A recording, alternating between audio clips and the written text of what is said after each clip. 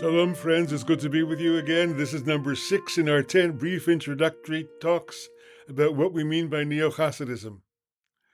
Today I want to talk about a concept or a way of living that's found everywhere in Hasidic life and Hasidic teachings. Avodas Hashem, serving, a life of service. What does it mean to serve? I was 20 years old and having one of the first of a great many very deep conversations with my friend and mentor Reb Zalman Schechter, when he said to me a line that has stuck with me all these years, among many others that have been forgotten. He said, Yiddishkeit is a derech avodas Hashem. Judaism is a pathway for serving God, for serving. A derech avodah. It's a way of service. It's not the only way of service, he was saying. It is our way of a life of service. The word I like in English is devotion. How to be devoted to something, how to give your life to something out of a sense of devotion, out of a sense of wanting to give. Another great teacher, a generation before Reb Zalman, Harav Ashlag, Yudah Leib Ashlag, the great Kabbalist of the early 20th century, said the purpose of Kabbalah is to turn us from receivers into givers. We receive so much, we receive the blessings of life every day. Everything about us is living as receivers. It's time for us to turn around and become givers, to become mashpiim, to cause the flow of energy, the flow of life to come through us to others and to the world. How do you become a giver? How do you become a giver in life? And as every lover knows, as every good lover knows, you receive by giving. The greatest pleasure in life is giving pleasure to others. And I say that not only about what goes on in bed, but what goes on in all of life in a relationship of love. To give to the other, to feel you are giving to the other, is the greatest moment of receiving.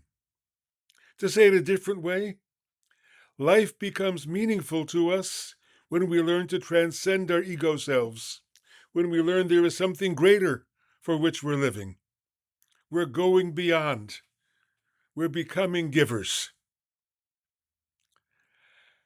How do you do it? How do you serve Hashem? Remember, Hashem for me is Yud He Vav He, is being itself, is the is, was, will be of existence all at once.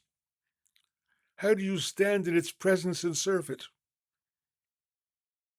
I don't know of a God who needs to hear certain words of prayer, God who is watching and counting how many acts of service we're doing. It's not that way at all. God is not an accountant.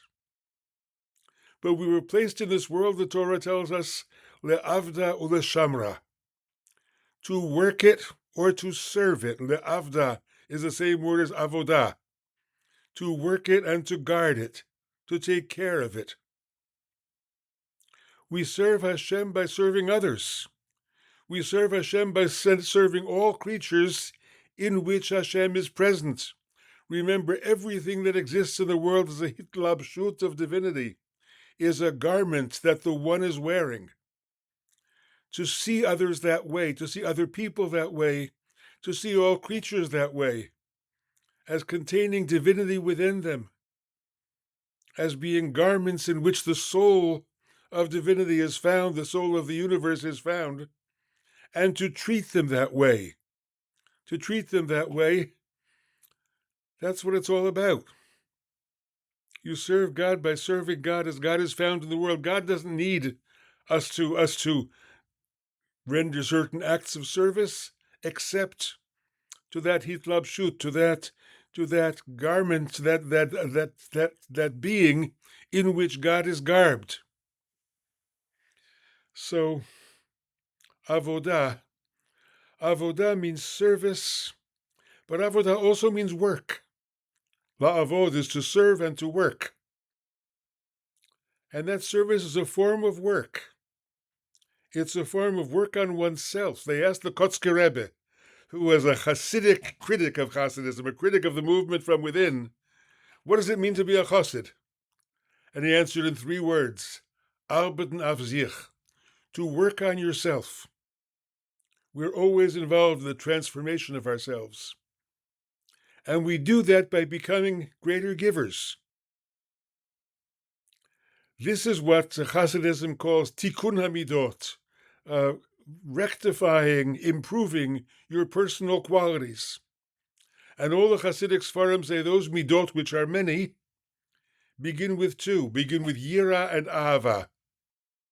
Yira ve'ahava. They begin with standing in awe and loving.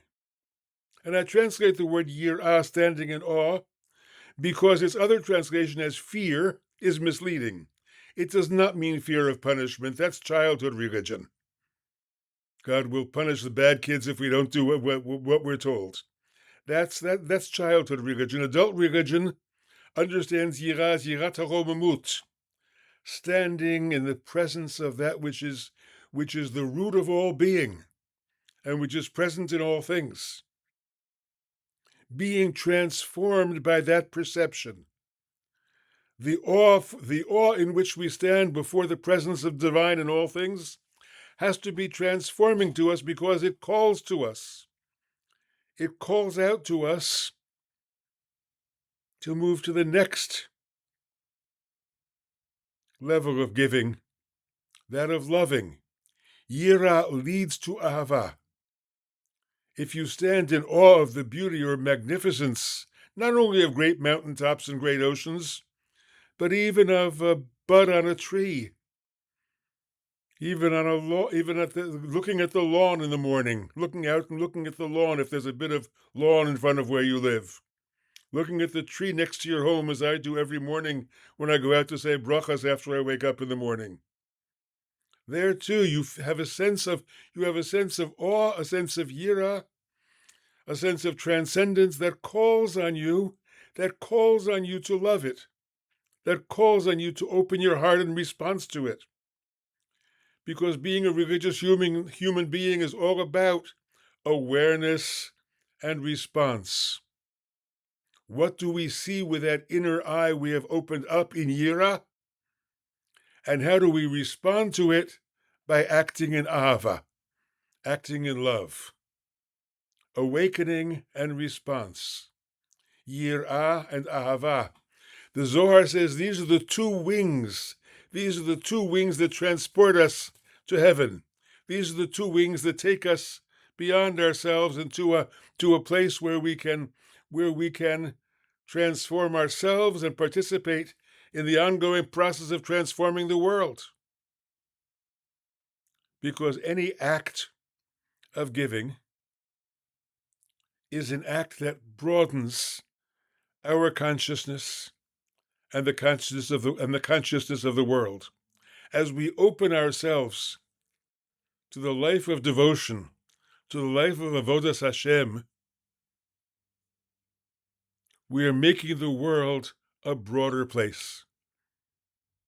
We're coming out of the Meitzar of Mitzrayim, the narrow straits, and bringing ourselves Ananiv Merchavia, bringing ourselves to the broader places. And as we do that, as we participate in that act of what the Hasidim call Harchavat HaDa'at, broadening awareness, broadening the mind, broadening awareness, we're also participating in that which will bring about the final redemption, which is described by the prophet Isaiah as Umal'ah ha'aretz dayat Hashem kamayim layam mechasim. The world will be filled with sacred awareness, with awareness of Yud He Vav He. Our task is to increase that awareness, and that's our act of avodah. We serve by making ourselves and others aware of that presence and by responding to it in love. Shalom, shalom. See you next time.